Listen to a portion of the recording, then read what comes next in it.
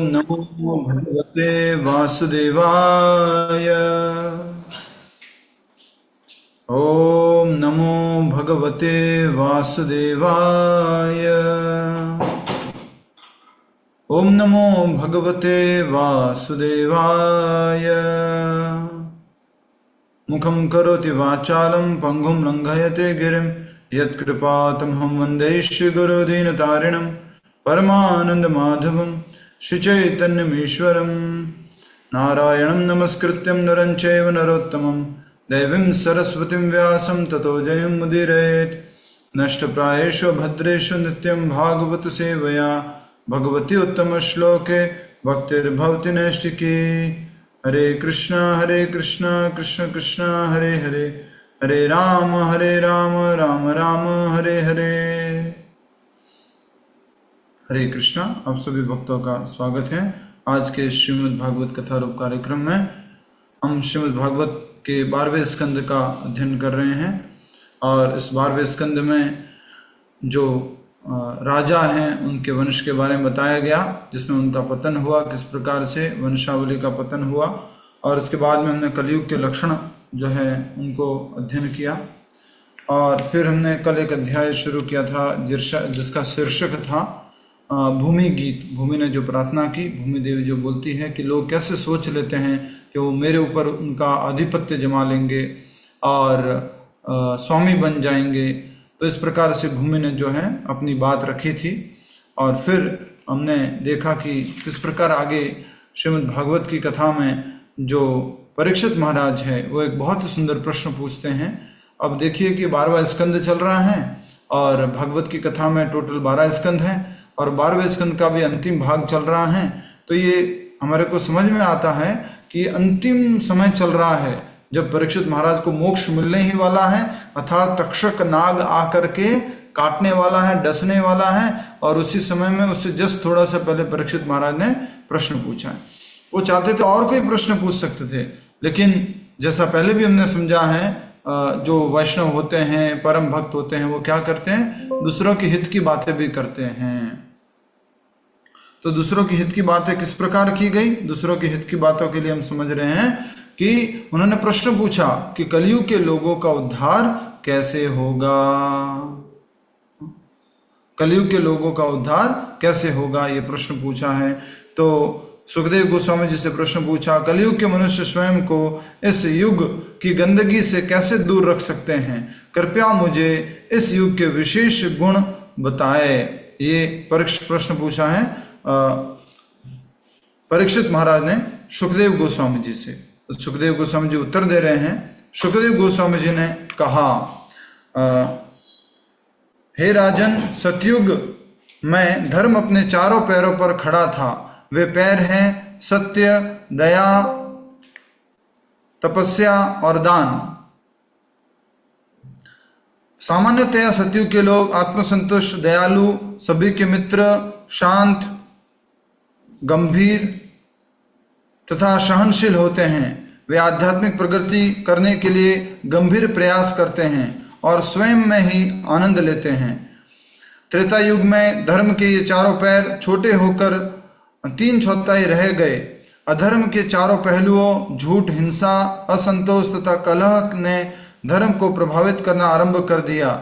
इस युग में समाज 4 वर्णों में विभाजित हो जाता है, परंतु अधिकांश लोग ब्राह्मण होते हैं। लोगों की न तो हिंसा में और न ही इंद्रिय भोगों में अधिक रुचि होती है। द्वापर युग में धर्म के चारों पैर घटकर आधे रह जाते हैं। चारों वर्णों में से अधिकांश क्षत्रिय और ब्राह्मण होते हैं। इस युग के लोग नेक होते हैं और प्रसिद्धि के लिए लालायित रहते हैं। वे वेदों का गहन अध्ययन करते हैं, ऐश्वर्यपूर्ण अपने बड़े परिवारों का पोषण करते हैं तथा पूरी शक्ति से जीवन के सुख लूटते हैं। कलयुग के आरंभ में धर्म के केवल 1/4 पैर रह जाते हैं और धीरे धीरे लड़खड़ाते हुए वे पूरी तरह टूट जाते हैं। इस युग के लोग लोभी, दुर्जन, निर्दयी होते हैं और अकारण ही एक दूसरे से झगड़ते हैं। इस युग में अधिकांश लोग शूद्र और चांडाल होते हैं। ये कलयुग के बारे में बताया गया। तो चारों जो पैर थे, चार पैर जिसे हमने पहले भी पढ़ा है, क्या क्या है? दया, तपस्या, दान या स्वच्छता, शुद्धता, सत्य, सत्य, सत्य, दया, तपस्या और शुद्धता। तो ये चार जो है वो मुख्य धर्म के पहलू हैं, धर्म के स्तंभ हैं, और समय के साथ में ये धर्म के बिंदु क्या होते गए? धीरे धीरे धीरे कम होते गए। तो देखिए आप, ये मान लीजिए पूरा पूरा धर्म है, तो सतयुग में पूरा था और त्रेता युग में 1/4 कम हो गया, ठीक है, और फिर द्वापर युग में आधा रह गया, और फिर कलयुग में लगभग 1/4 रहा, और वो भी धीरे धीरे लड़खड़ाता हुआ समाप्त हो गया। और इसके जो विपरीत थे वो भी हमने पढ़े थे। वो ये था इसके विपरीत कि जो सत्य है वो नष्ट होता है जुए से, जो शुद्धता है, पवित्रता है, वो नष्ट होती है अवैध संबंध से, और जो दया है वो नष्ट होती है मांसाहार से, और जो तपस्या है वो नष्ट होती है नशे से। तो इस प्रकार से हमने ये चारों धर्म के बिंदुओं के बारे में समझा था और कलयुग के बारे में समझा। अब आगे हम देखते हैं क्या बता रहे हैं सुखदेव गोस्वामी जी। सुखदेव गोस्वामी जी आगे कह रहे हैं कि प्रकृति के 3 गुण सर्वत्र विद्यमान हैं, और प्रकृति के 3 गुण सर्वत्र विद्यमान हैं, और किसी व्यक्ति के मन का अवलोकन करके उन गुणों के प्रभाव का अनुमान लगाया जा सकता है। चारों युगों में इन 3 गुणों का प्रभाव देखा जा सकता है। प्रत्येक युग में गुणों के आधार पर दूसरे युगों के लक्षण भी देखने को मिलते हैं। तो सतयुग में कौन सा गुण अधिक मात्रा में होता होगा? थोड़ा सा अनुमान लगाइए। सत्वगुण। यस, तो सतयुग में सत्वगुण, फिर धीरे धीरे सत्वगुण क्या होता गया? कम होता गया। इसलिए देखा गया कि आगे क्षत्रिय वर्ण अधिक हो गया, वर्ण में विभाजित हो गया। इस प्रकार से ये समय के साथ में विकृति आती गई। तो हम इन गुणों के आधार पर मालूम कर सकते हैं कि कौन सा युग है, या हम देख सकते हैं कि कौन सा गुण अधिक प्रभावशाली है अलग अलग युग में। अब आगे बढ़ रहे हैं इसी संदर्भ में। प्रत्येक युग में गुणों के आधार पर दूसरे युगों के लक्षण भी देखने को मिल सकते हैं कि कौन सा गुण अभी बचा हुआ है, उसके आधार पर हम देख सकते हैं कि कौन से युग का गुण है। उदाहरण के लिए, यद्यपि कलयुग में प्रमुख रूप से तमोगुण का वर्चस्व है, सतोगुणी कार्य करने से कलयुग में भी सीमित समय एवं स्थान में सतयुग की स्थापना की जा सकती है। सतयुग मतलब सत्वगुण, कलयुग मतलब तमोगुण, त्रेता युग मतलब सत्वगुण और थोड़ा सा रजोगुण बढ़ गया, रजोगुण आ गया, और द्वापर युग मतलब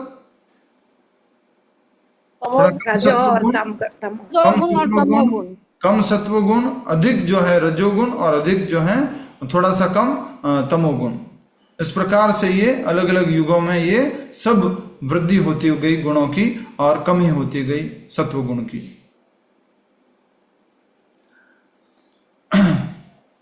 तो एक बहुत सुंदर बात कही गई है, इसको आप कृपया करके यहां पर अंडरलाइन कर लीजिए।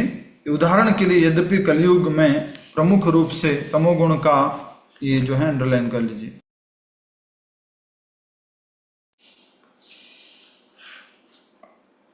यस, उदाहरण के लिए, यद्यपि कलयुग में प्रमुख रूप से तमोगुण का वर्चस्व है, सतोगुणी कार्य करने से कलयुग में भी सीमित समय एवं स्थान में सतयुग की स्थापना की जा सकती है। ये भी क्या बन जाएगा? सतयुग बन जाएगा, जहां पर किसकी प्रधानता होगी? सत्वगुण की।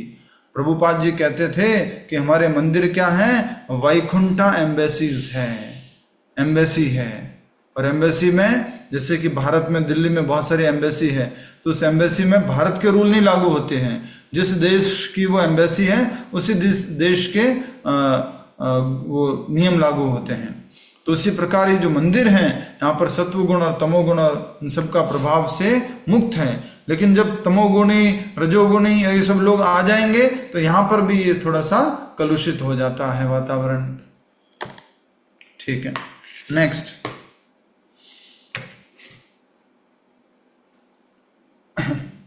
जब मन, बुद्धि और इंद्रियां दृढ़ता पूर्वक सतोगुण में स्थित होती हैं, उस समय समझना चाहिए कि सतयुग है।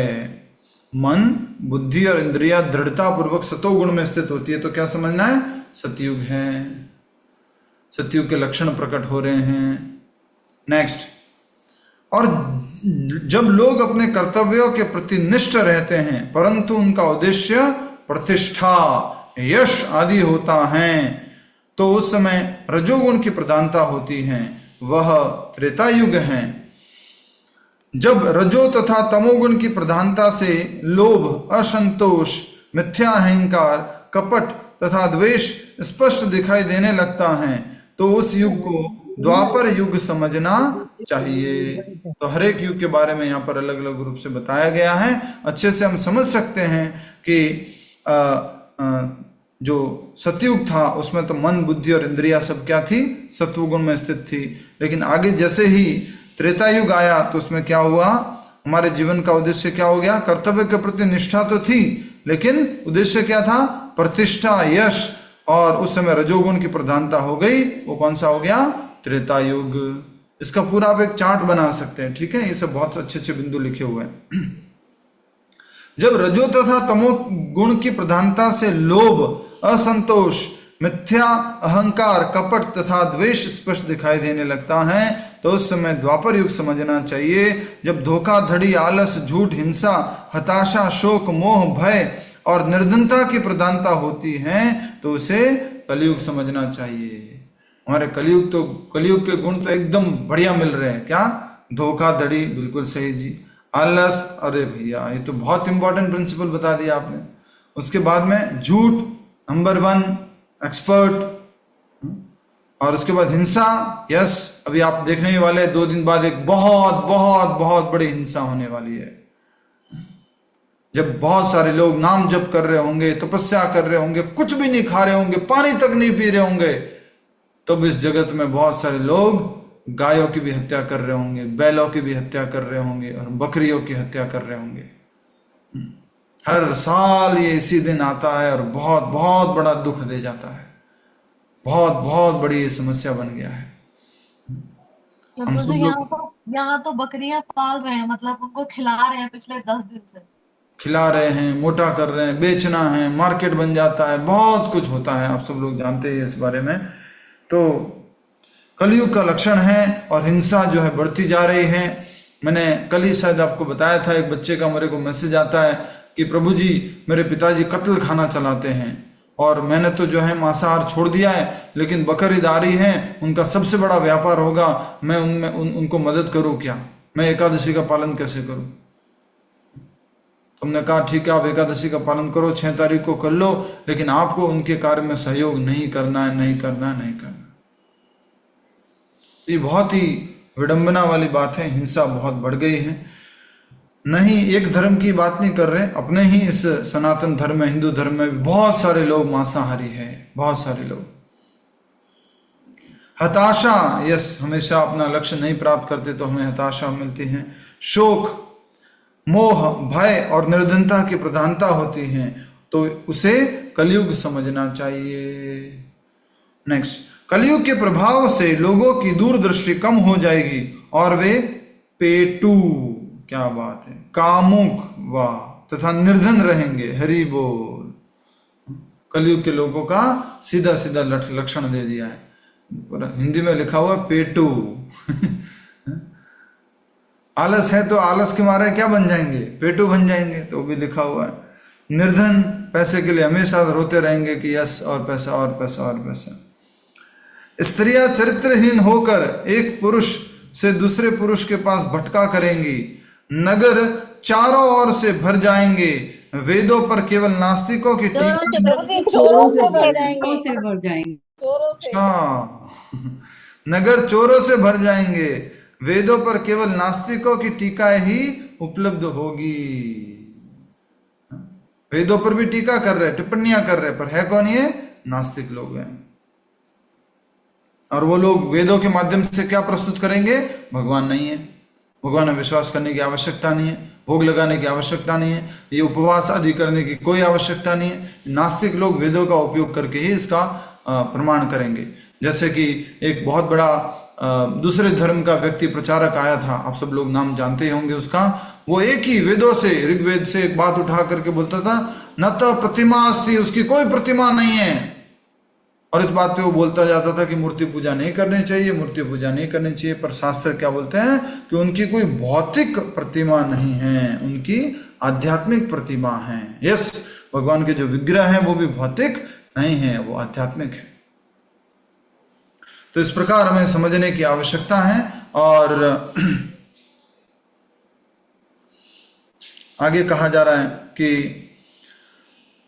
तथाकथित नास्तिकों की टीका ही उपलब्ध होगी। राजनेता प्रजा का रक्षण नहीं भक्षण करेंगे। रक्षक क्या बन जाएंगे? भक्षक बन जाएंगे। और तथाकथित ब्राह्मण और पंडित केवल अपने पेट और जननांगों की संतुष्टि के लिए कार्य करेंगे। सब कुछ पोल खोल कर रख दी। और कब पोल खोली थी? यस, बलराम प्रभु जी कब पोल खोली थी?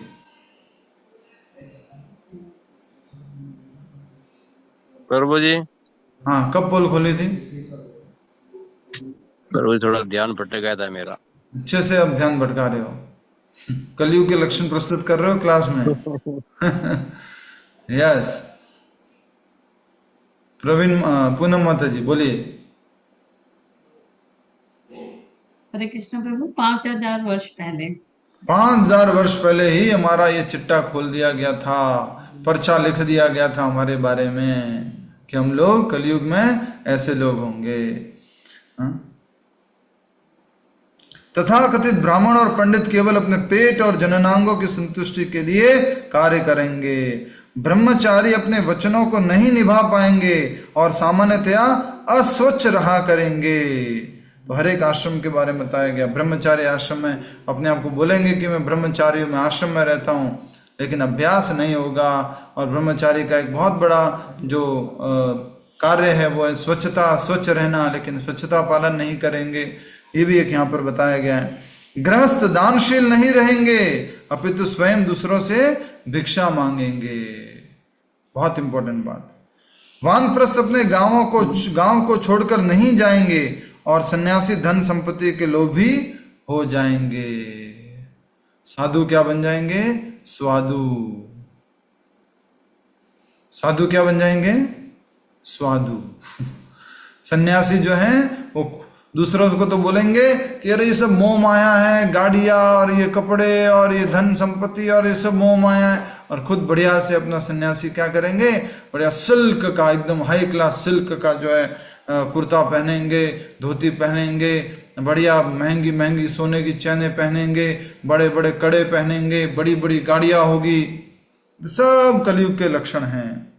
तो हर एक आश्रम के बारे में बता दिया।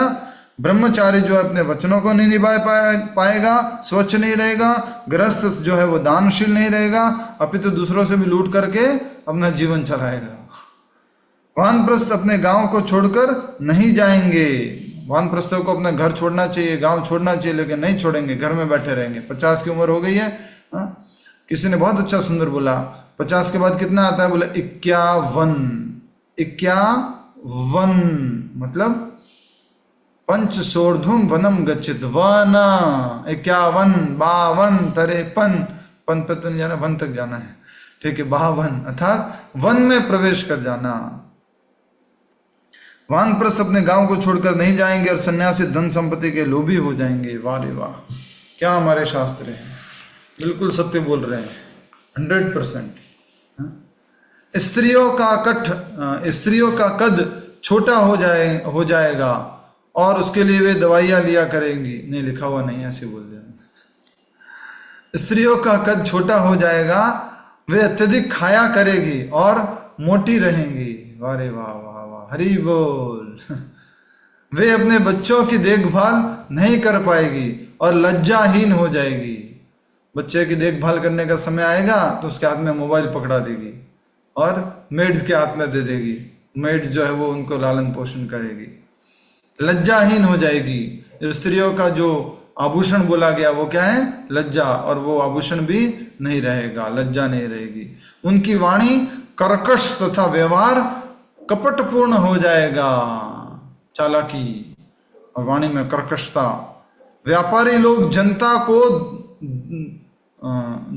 को धोखा देकर धन कमाएंगे और लोग किसी भी प्रकार से घृणित अथवा भयानक व्यवसाय करने में संकोच नहीं करेंगे। सब कलयुग के लक्षण हैं। एक्सपर्ट व्यापारी लोग मिक्स करके आइटम देंगे, ज्यादा धोखा देंगे लोगों को, अधिक धन एकत्रित करेंगे।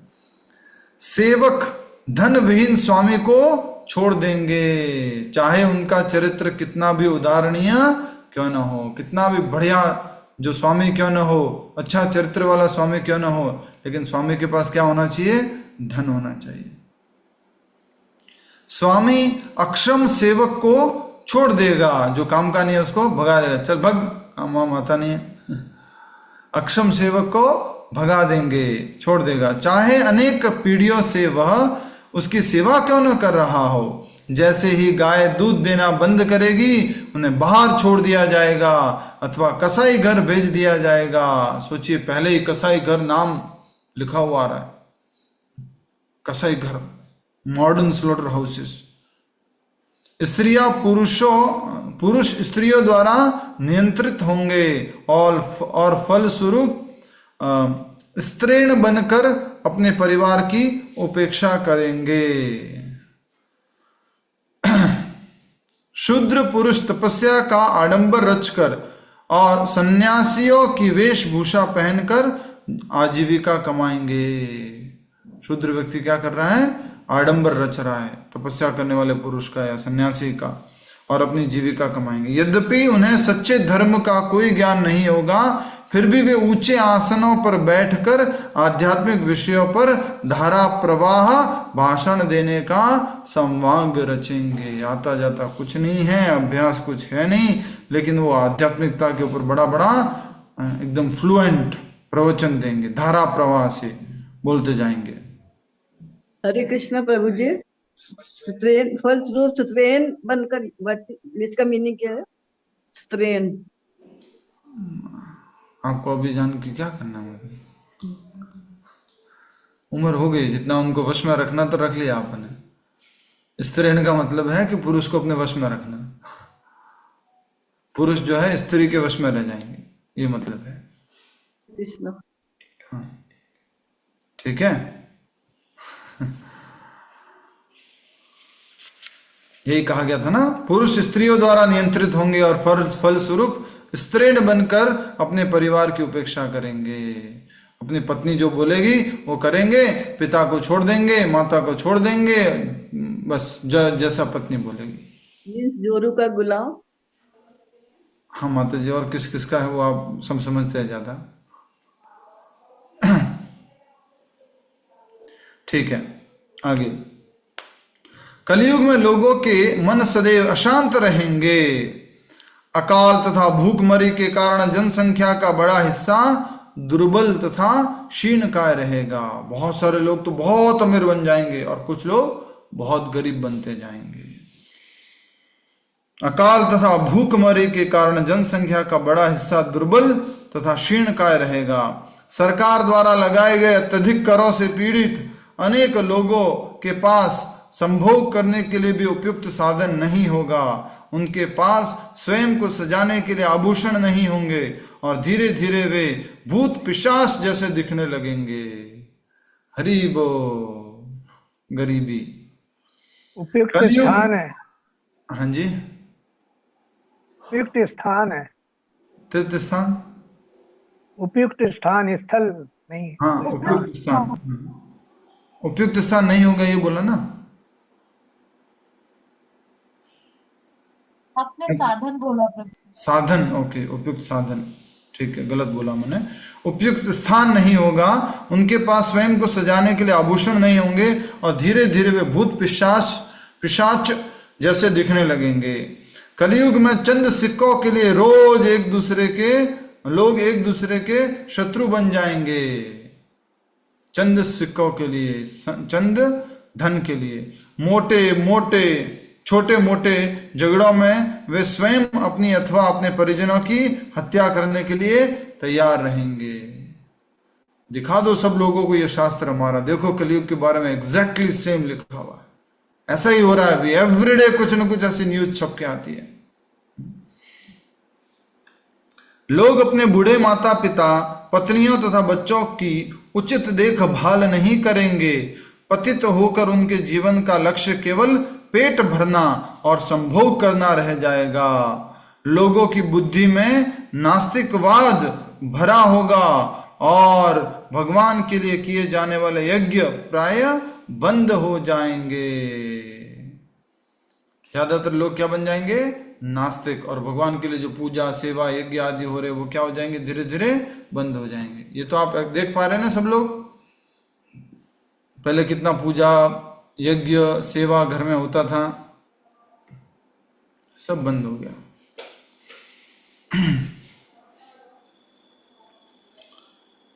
यद्यपि सृष्टि के महान देवता भगवान के चरण कमलों में शीश नवाते हैं, परंतु कलयुग के शूद्र और अभागे मनुष्य ऐसा नहीं करेंगे।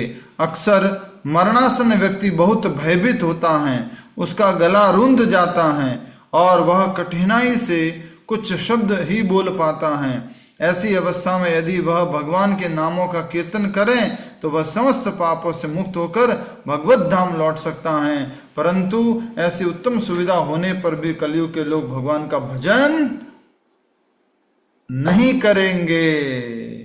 यदि कोई व्यक्ति सच्चे मन से भगवान की महिमाओं को सुनता, गाता अथवा उनका स्मरण करता है, भगवान उसके हृदय में सहस्त्रों जन्मों से संचित मल को नष्ट कर देते हैं। बोलो हरि हरि, और एक बार बोलो पूरा, हरे कृष्णा कृष्ण कृष्णा हरे हरे, हरे राम राम राम हरे हरे। बहुत ही महत्वपूर्ण बात कलयुग के लक्षण यहाँ पर प्रस्तुत हुए। और अंत में बहुत सुंदर जो परीक्षित महाराज ने पूछा था कलयुग के लोगों की जो वो है वो कैसे, कलयुग के कैसे लोग जो है वो कैसे इस गंदगी से दूर रहेंगे। और इस कलयुग के आपने बहुत सारे लक्षणों के बारे में बताया, अब कुछ गुणों के बारे में बताइए, विशेष गुणों के बारे में बताइए। तो उसी के संदर्भ में यहाँ बता रहे हैं कि अक्सर मरणासन व्यक्ति बहुत भयभीत होता है, उसका गला रुंध जाता है और वह कठिनाई से कुछ शब्द ही बोल पाता है। ऐसी अवस्था में यदि वह भगवान के नामों का कीर्तन करें और तो वह समस्त पापों से मुक्त होकर भगवत धाम लौट सकता है।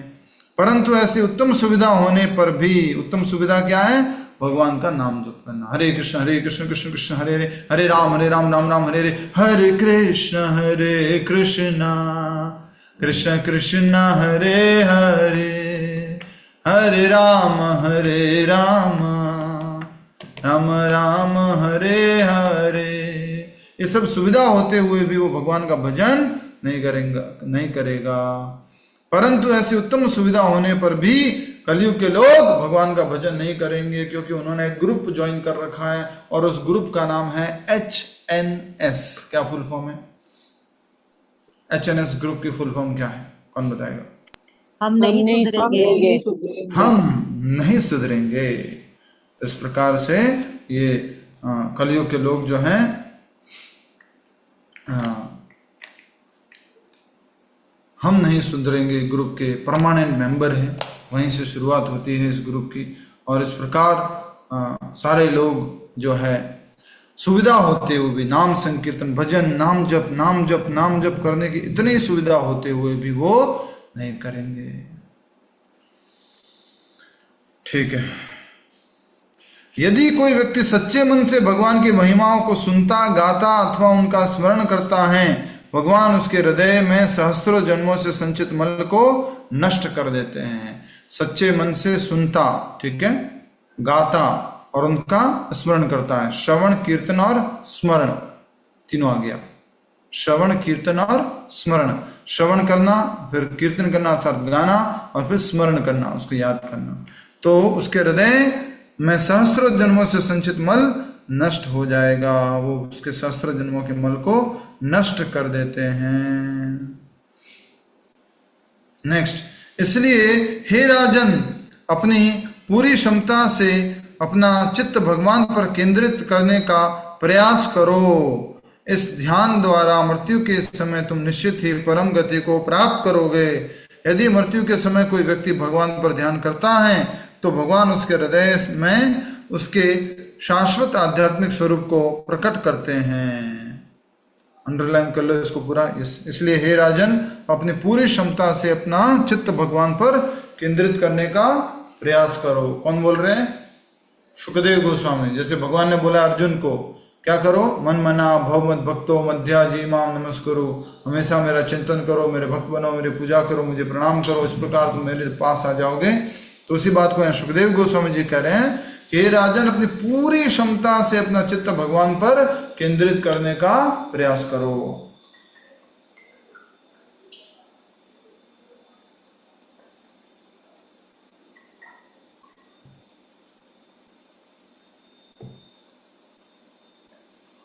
बहुत ही महत्वपूर्ण बात है ये और समझने की बात है। और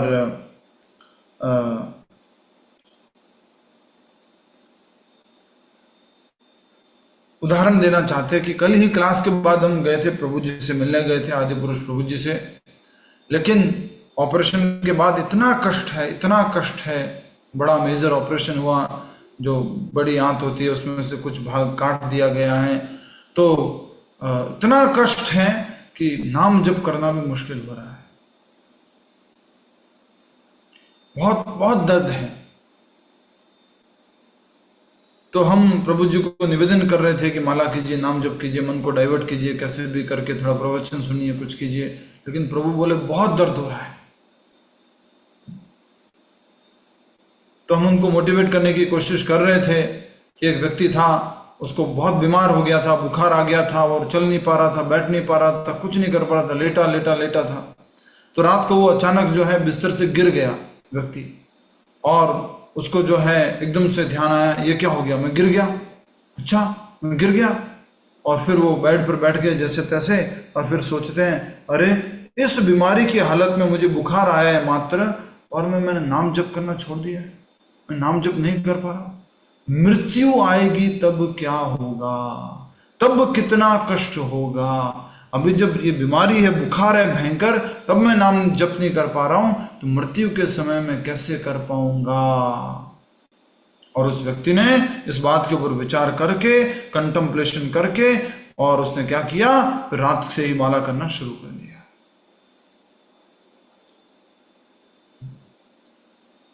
तो हमें अभ्यास करना है, और इसीलिए कहा जा रहा है, इसलिए हे राजन, अपनी पूरी क्षमता से अपना चित्त भगवान पर केंद्रित करने का प्रयास करो। इस ध्यान द्वारा मृत्यु के समय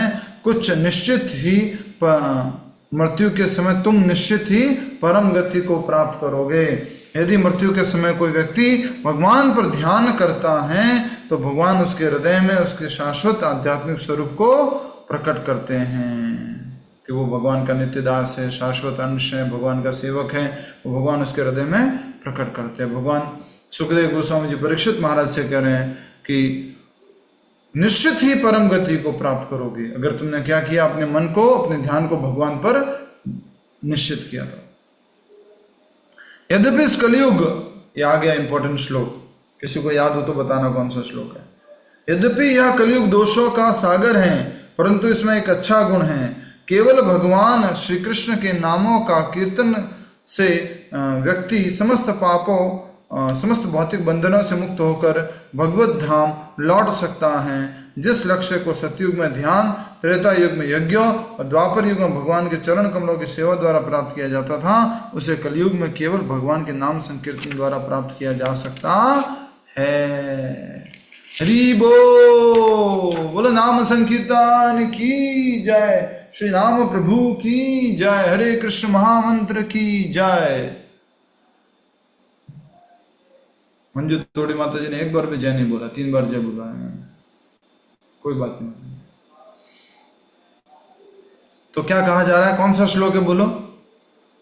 कलयुग दोषों का, हरे नाम केवलम, ये है ना प्रभु जी? कलयुग दोषों का सागर है मतलब, ये कौन सा श्लोक? पद्मा माता जी सही बता रहे, बोलिए। कलयुग केवल नाम, बोलिए। कलेर्दोषनिधेराजन् अस्ति एको महान् गुणान् कीर्तनादेव कृष्णस्य मुक्तसङ्गः समाचरे। मुक्त संग परम व्रजे। हरि बोल। अब तो ये भागवत का श्लोक है, 12वें स्कंद का श्लोक है। और श्लोक संख्या ढूंढ के बताओ। इसकी शुरुआत होती है कलेर दोष निधे राजन।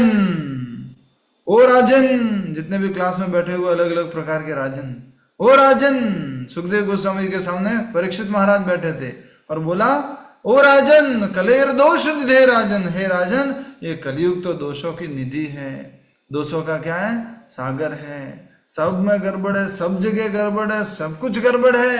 भागवतम में प्रभु जी 12वां स्कंद 3रा अध्याय और 51 वाला श्लोक है। 12-3-51 51 12-3-51 लिख दीजिए इसके ऊपर।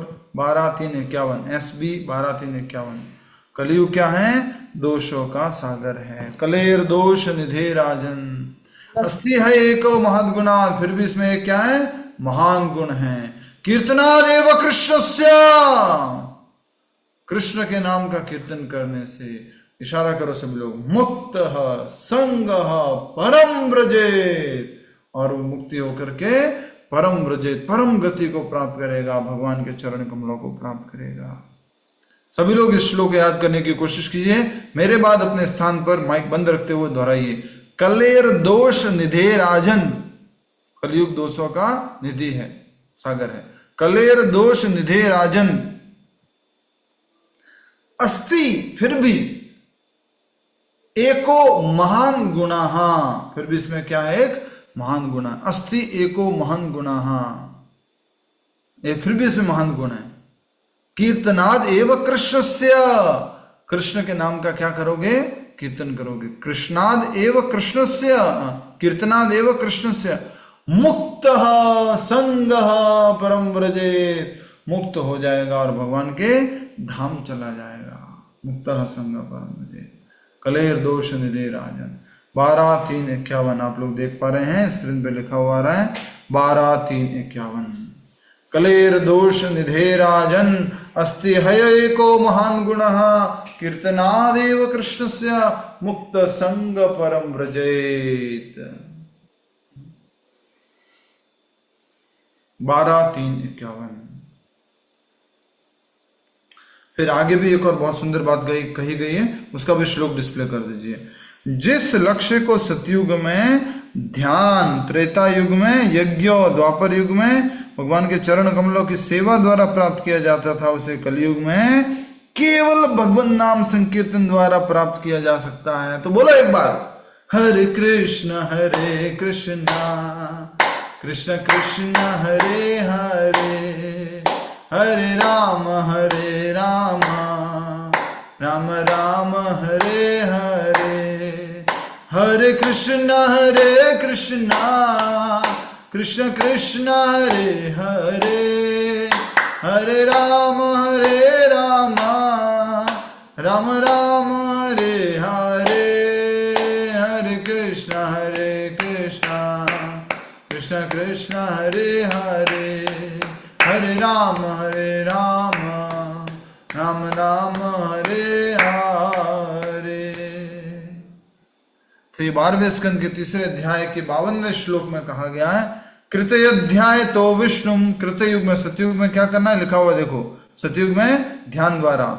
त्रेतायाम यजतो मुखे है, अनुवाद पढ़ो हमारा भागवत में जो लिखा हुआ है, ध्यान द्वारा सतयुग में, ठीक है। और फिर बताया गया है त्रेता युग में यज्ञ द्वारा, यजतो मखे है, यज्ञ द्वारा। द्वापरे परिचर्यायाम, परिचर्याम का मतलब क्या लिखा है? By worshipping the lotus feet of lord Krishna, भगवान के चरण कमलों की पूजा द्वारा, विग्रह सेवा द्वारा। द्वापरे परिचर्यायाम, फिर आगे क्या आएगा? अर्थात कि द्वापर में भगवान के चरण कमलों की सेवा के द्वारा प्राप्त किया जा सकता है, और उसे कलयुग में केवल भगवान नाम संकीर्तन के द्वारा प्राप्त किया जा सकता है। और ये कलयुग क्या है? दोषों का सागर।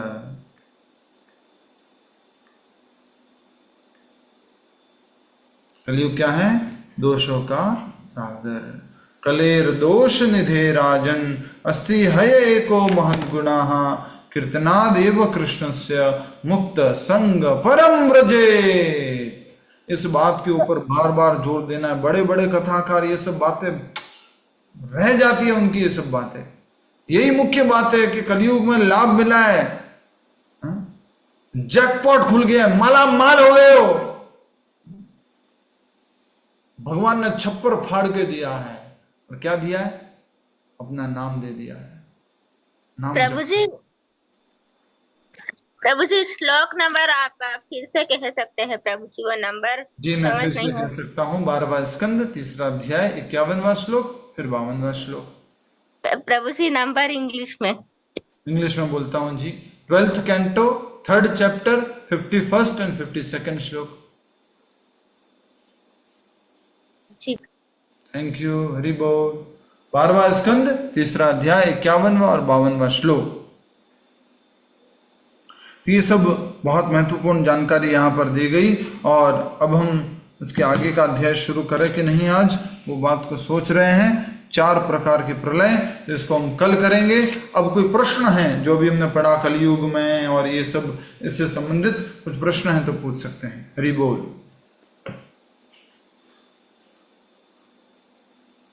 कोई भी प्रश्न है?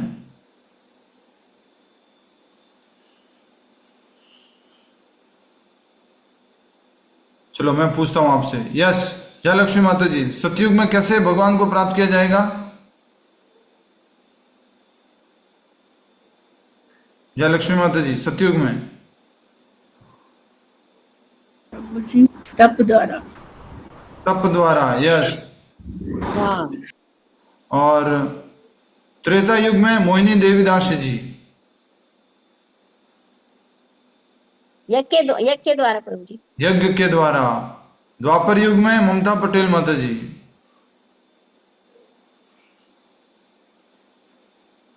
संकीर्तन करके लोग। द्वापर युग में संकीर्तन के द्वारा।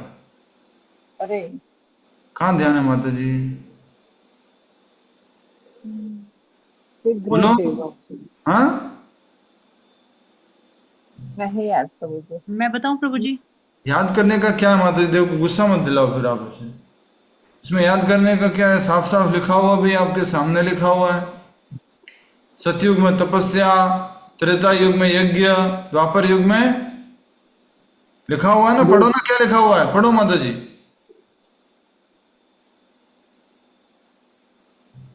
वेदों का भगवान के चरण कमल। वेदों का अध्ययन किसने बोला? सही उत्तर बोला। किसने बोला? मैंने बोला। बहुत गलत बोला है, उसके लिए धन्यवाद। भगवान के चरण कमलों की सेवा करना। साफ साफ तो लिखा हुआ, उसके बाद क्यों गड़बड़ कर रहे हो आप लोग? पूजा अर्चना और विग्रह। ममता पटेल माता जी, भगवान की सेवा, चरण कमलों की सेवा। ये तो हम बचपन से सीखते आए। बचपन से मतलब जब से क्लास शुरू की है तब से यही सीख रहे हैं। सतयुग में तपस्या, त्रेता युग में यज्ञ, द्वापर युग में अर्चा विग्रह की सेवा, मूर्ति की सेवा द्वापर युग में, और कलयुग में भोजन खाना पेट भर करके। कीर्तन हरिनाम जप। कीर्तन और नाम जप। हरे कृष्ण महामंत्र का जप करना, संकीर्तन करना। बलराम प्रभु जी, सतयुग में बोलिए। तपस्या। द्वापर युग में यज्ञ। द्वापर युग में विग्रह पूजा। हाँ। त्रेता युग में यज्ञ। और कलयुग में संकीर्तन यज्ञ। संकीर्तन यज्ञ। यस। शिष्टा माता जी बोलिए, कहां पर है? यस बोलिए, माइक अनम्यूट करके। द्वापर युग में शिष्टा माता जी। शिष्टा माता जी,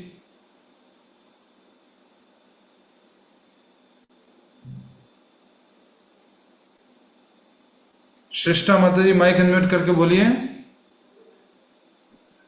द्वापर युग में अध्ययन करके वेदों का। नहीं, गलत है माता जी। कहाँ लिखा हुआ? कौन सी किताब में लिखा हुआ? आपके पास किताब है? द्वापर युग में लिखा हुआ ना। कहाँ लिखा हुआ?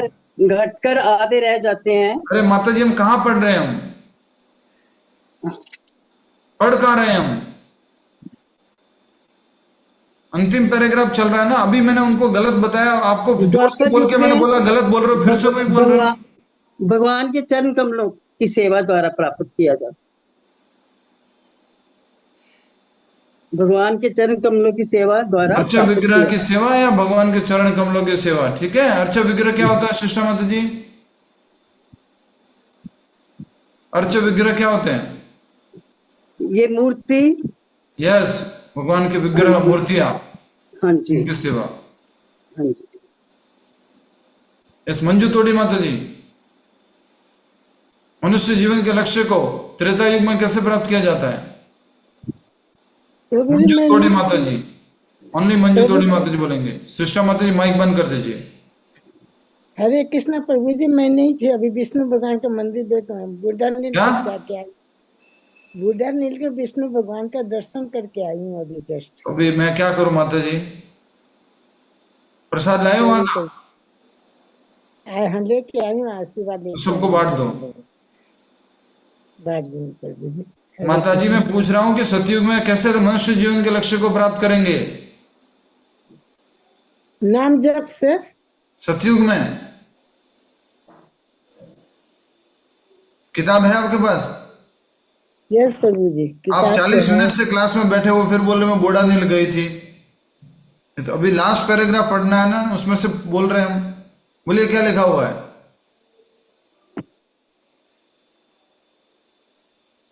पढ़िए।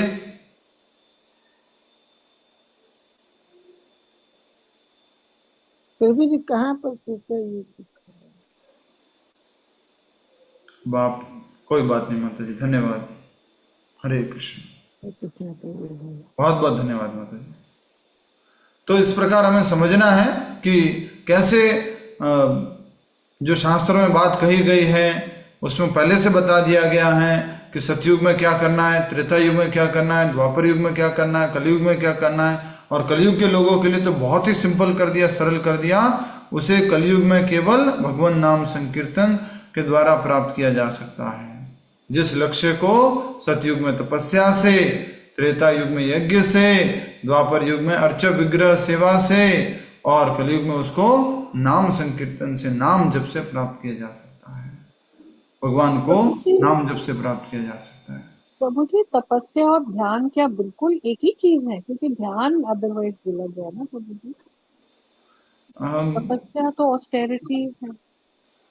ध्यान एक इन जनरल शब्द है जो हर किसी में उपयोग हो सकता है, लेकिन मुख्य रूप से उसको बोलेंगे तपस्या। अच्छी लगती। शील गर्ग माता जी माइक कौन है आपका? यस।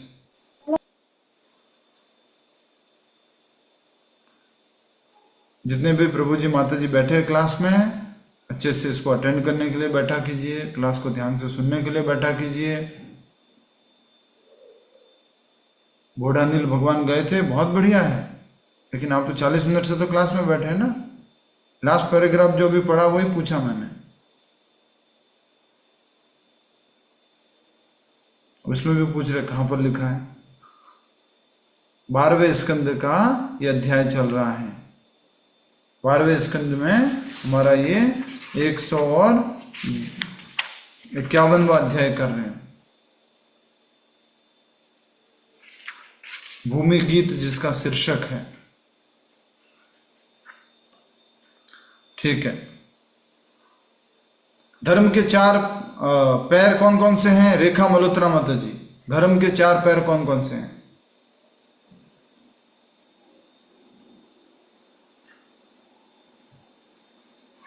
यस, रेखा मल्होत्रा माता जी, धर्म के 4 पैर कौन से हैं?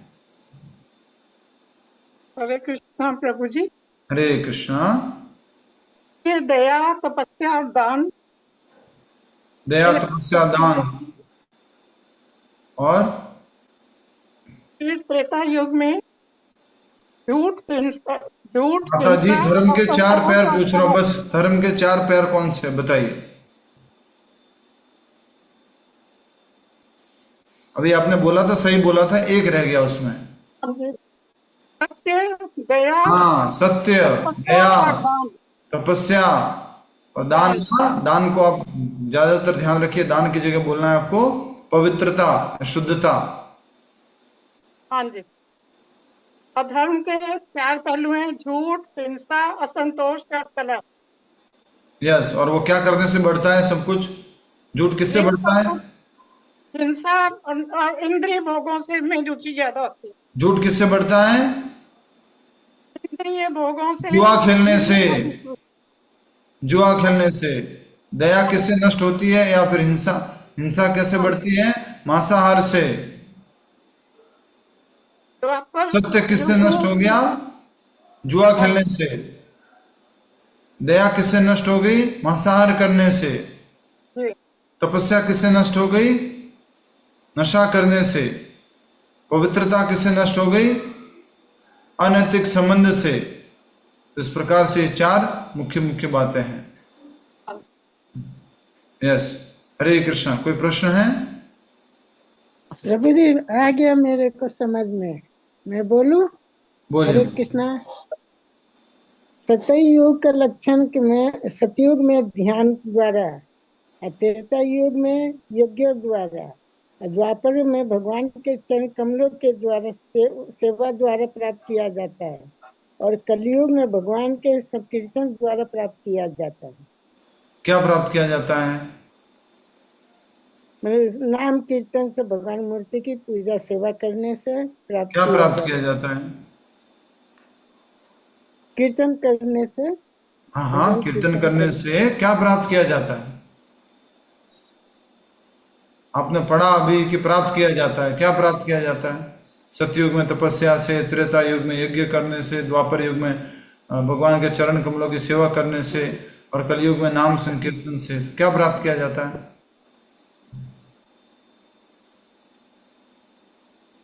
भगवान का भाव को अर्पित कर सकते हैं। क्या प्राप्त किया जाता है? भगवान के भाव को अर्पित प्राप्त कर सकते हैं। हरे कृष्ण। माता जी, ये सब करने से धन प्राप्त किया जाता है कलयुग में। हाँ, कलयुग में नाम जप करने से धन मिलता है।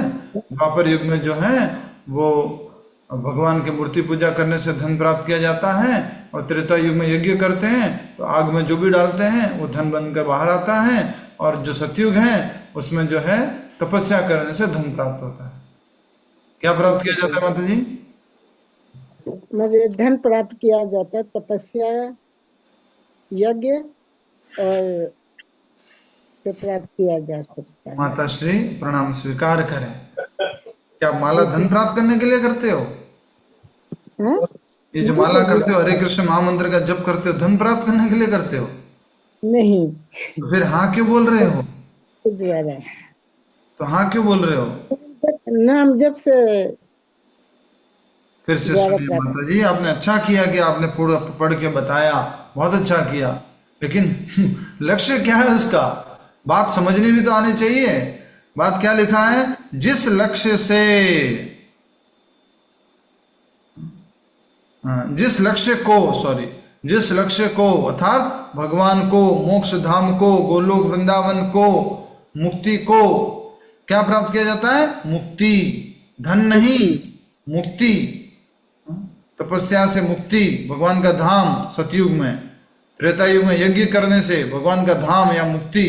द्वापर युग में भगवान के चरणों की सेवा अर्थात विग्रह सेवा, मूर्ति पूजा करने से मुक्ति प्राप्त की जा सकती है, भगवान को प्राप्त किया जा सकता है। और कलयुग में नाम जप करने से भगवान को प्राप्त किया जा सकता है, नाम संकीर्तन करने से भगवान के धाम को प्राप्त किया जा सकता है, मुक्ति को प्राप्त किया जा सकता है। ठीक है, क्या प्राप्त किया जा सकता है? मुक्ति प्राप्त कर सकते हैं। कि धन नहीं, मुक्ति प्राप्त करनी। पक्का ना? पक्का प्रभु जी, मुक्ति चाहिए।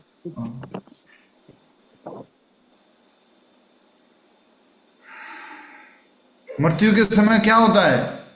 मरणासन व्यक्ति के क्या होता है? बोलिए, लिखा हुआ है।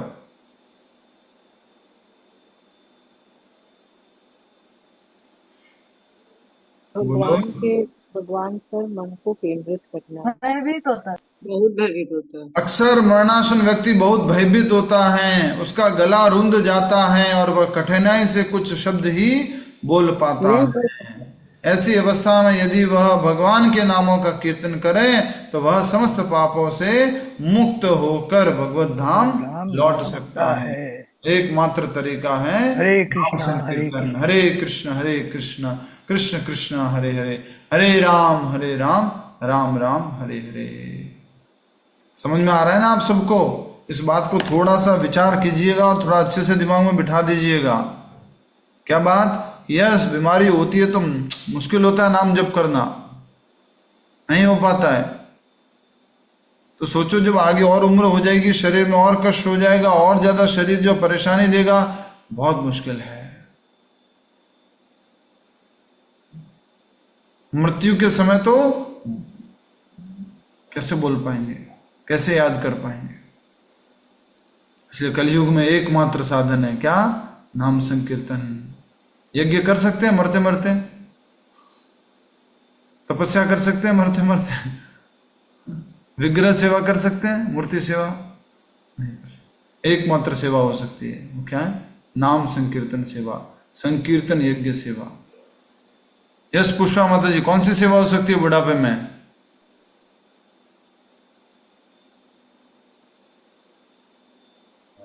भगवान का संकीर्तन, पूजा, माला। और जवानी में कौन सी सेवा हो सकती है? जवानी में भगवान का नाम लो। हर समय एक ही सेवा है, वो क्या है? नाम संकीर्तन, नाम जप। याद रखिए, समझिए इस बात को, यही कलयुग का सार है। इसलिए रामायण में भी कहा जाता है, कलयुग तो है नाम आधारा, सुमर सुमर नर उतरे ही पारा।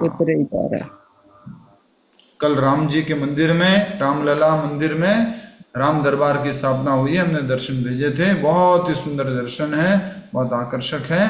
हरि बोल। निर्जला एकादशी का उपवास आज रात को आपका जो डिनर प्रसाद लेने के बाद से शुरू होगा, और 8 तारीख को सुबह सूर्योदय तक आप निर्जल एकादशी का उपवास कर सकते हैं। और जो लोग नहीं रह सकते निर्जल, वो जल पी सकते हैं, दूध ले सकते हैं और फल आदि ले सकते हैं। सबसे महत्वपूर्ण है भगवान के नाम का जप करना। और मैंने वीडियो डाला है निर्जला एकादशी के संबंधित संपूर्ण जानकारी। अब आपका काम है उसको हजारों लोगों तक भेजना, लाखों लोगों तक भेजना। और उसमें वीडियो देखने के बाद अगर कोई भी व्यक्ति, एक भी व्यक्ति उस उपवास का पालन करता है तो आपको भी उसका पुण्य प्राप्त होगा। ठीक है, ग्रुप में शेयर करिए। हाँ जी, जैसे आपने बताया, वो प्रभु जी अभी इतनी पीड़ा में हैं तो नाम भी नहीं ले पा रहे, लेकिन उन्होंने जब तक ऑपरेशन या कुछ था तब तक तो उन्होंने नाम जप किया, तो क्या वो उनके पुण्य काम तो आएंगे ही? कि लास्ट में नहीं कर पाए, बाय चांस वो प्रभु को प्यारे होते हैं, तो उसका फल क्या होगा?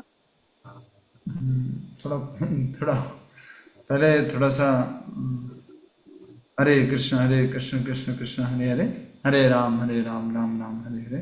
ये सब भगवान के प्यारे हैं, लेकिन वो वाला अर्थ नहीं निकालना है यहाँ पर अभी, ऐसा हो जाता वो वाला अर्थ नहीं निकाल रहे हैं, just for the sake of saying. हाँ, तो आप कह रहे हैं कि उससे पहले जो ऑपरेशन के समय नाम लिया, ये लिया, वो लिया। माता जी, हम पहले भी कथाओं में बता चुके हैं, गलती से मृत्यु समय या कष्ट के समय हम भगवान को भूल जाए, लेकिन भगवान हमारे को नहीं भूलते हैं। ये शास्त्रों की वाणी है। प्रभु जी, एक लाइन बोलनी है मैंने, इतना तो करना स्वामी, जब प्राण तन से निकले, क्या कर गोविंद मेरी जान तन से निकले। बहुत बढ़िया माता जी। Yes, Kamala Mata ji. Sorry Prabhu ji, I did not mean that ये करने के लिए, just it was for an example कि लास्ट में प्रभु जब कोई चला जाता है और नाम जब नहीं हुआ तो उसका मतलब कैसे होगा। तो अभी आपने क्लियर कर दिया कि वो जो पहले नाम जप किया है तो वो कुछ भी वेस्ट नहीं जाता है, वेन में नहीं जाता है, बोल नहीं पा रहे हैं, या कुछ ऐसा है मन में स्मरण भी आ रहा है भगवान का, या कुछ भी भगवान से संबंधित लीला स्मरण आ रही है, कुछ भी अपने जीवन में भगवान की संगति याद आ रही है, शुद्ध भक्तों की संगति याद आ रही है, तो मुक्ति अवश्य मिलती है। हरे कृष्ण प्रभु जी, थैंक यू। हरे कृष्ण। पूर्विका माता जी बोलिए। नहीं प्रभु जी, क्लियर हो गई। और कोई? हरे कृष्णा प्रभु जी। यस माता जी। प्रभु जी, जैसे तुलसी माला कंठी पहनने के बाद अगर हम किसी रिलेटिव के घर जाते हैं, मोस्टली जैसे अपने मायके और कहीं, वहां लहसुन प्याज तो बनता ही है, तो फिर उस सिनेरियो में हम कंठी माला निकाल दें?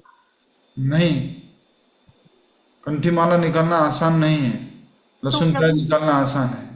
प्रभु जी, जैसे वहाँ किसी रीजन बस 10 दिन 20 दिन रहना पड़े, कोई बात नहीं, उनको मालूम होना चाहिए कि हमारे रिलेटिव आ रही है, हमारी बेटी आ रही है, वो लहसुन प्याज नहीं खाती है, हमारे घर में लहसुन प्याज नहीं बनेगा, या उनके लिए बेटी के लिए अलग से भोजन बनेगा।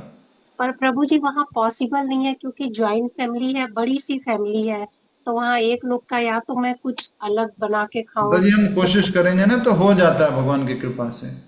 आज भी मुझे याद है कि मेरे ही पिताजी वो लहसुन प्याज नहीं खाते हैं, लेकिन अपने ससुराल जब जाते थे तो ऑटोमेटिकली अच्छा वो आ रहे हैं, ठीक है, उनके लिए लहसुन प्याज का बगैर का भोजन बनाना है।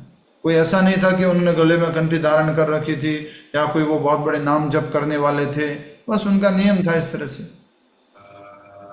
हेलो प्रभु जी, ससुराल में जैसे बनाएंगे तो फिर ससुराल वाले बोलते हैं कि बहू हो के अपना खाना अलग बना रही है, ऐसे करके भी होता है। होगा माता जी, कुछ तो धीरे धीरे अलग होगा, लेकिन हमें प्रेम पूर्वक करना है, जो भी करना है प्रेम पूर्वक करना है, क्योंकि आगे भी उन सदस्यों को भी हमें भक्त बनाना है, इसलिए जो भी कार्य हो लड़ाई से नहीं, बहुत प्रेम पूर्वक होना है। जय श्री कृष्ण प्रभु जी। यस माता जी, जय श्री कृष्णा। प्रभु जी एक क्वेश्चन है मेरा। माता जी, आप दीक्षित भक्त हो गए, अभी तक आप ये सब कैसे एड्रेस करना है वगैरह अभी तक वही चल रहा है, बोलिए। एक तो वैजयंती माला होती है जी, एक तुलसी की माला होती है जी, एक नीम की माला होती है जी। तो इनका अंतर चाह रही हूँ मैं, मुझसे किसी ने पूछा। ये कह रही वैजयंती माला कैसे यूज होती है या तुलसी की माला, और इसमें क्या अंतर होता है? माता जी, हमारे को भक्तों को तुलसी की माला पे जप करना है, नीम की माला नॉर्मल माला है, उसको कभी भी उपयोग कर लो, कैसे भी उपयोग कर लो जी। वैजयंती माला जनरली हम भगवान को अर्पण करते हैं। थैंक यू प्रभु जी। हमें तो तुलसी माला पे जप करना है। जिन भक्तों के पास तुलसी माला नहीं है वो तुलसी माला ले आइएगा, तुलसी माला पे जप करना है आपको। नहीं, मेरे पास तो है, मुझसे पूछा किसी ने क्वेश्चन ये वैजयंती माला अर्पण करते हैं, तुलसी माला पर हम नाम जप करते हैं, और जो नीम की माला है उस पर किसी प्रकार का कोई नियम नहीं है, कोई भी उपयोग कर सकता है। थैंक यू प्रभु जी। हरे कृष्ण। जय श्री कृष्ण प्रभु जी। हरे कृष्ण माता जी। प्रभु जी, आज लास्ट कब तक जल पी सकते हैं? आज लास्ट सोते सोते। नहीं प्रभु जी, किसी ने बताया था कि अलार्म लगा के सो जाओ, 2 बजे एक बोतल में ORS घोल बना के रख लो और उसको पी लो, और फिर उसके बाद आप सो जाओ, तो 2 बजे तक 2:30 बजे तक आप जल पी सकते हो। लास्ट जल भी पीना है पी सकते हो, अर्थात कि सो लिए, प्रसाद पा लिया, उसके बाद सोने के पहले प्रसाद पा लिया, और उसके बाद में जब भी जल पीना पी लिया, उसके बाद सो गए।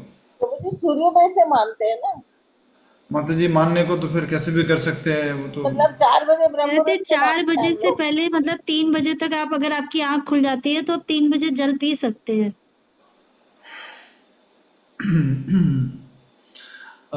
जो तरीका है वो हमने आपको बता दिया, बाकी आप अपने हिसाब से उसको थोड़ा बहुत शरीर के हिसाब से एडजस्ट करना है, कर सकते हैं।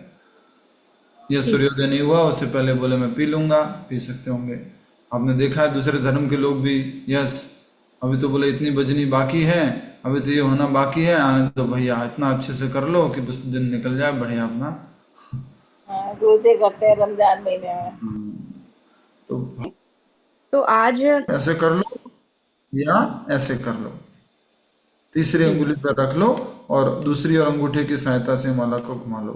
मुख्य बात है आपको पहली अंगुली स्पर्श नहीं करनी है, दूसरी अंगुली और अंगूठे की सहायता से घुमा सकते हो, तीसरी अंगुली पर रख करके, जिससे माला गिरेगी भी नहीं और प्रॉपरली आप घुमा पाओगे, इधर उधर भी नहीं सरकेगी। ये देखिए। ठीक है प्रभु जी, ठीक। हरे कृष्ण।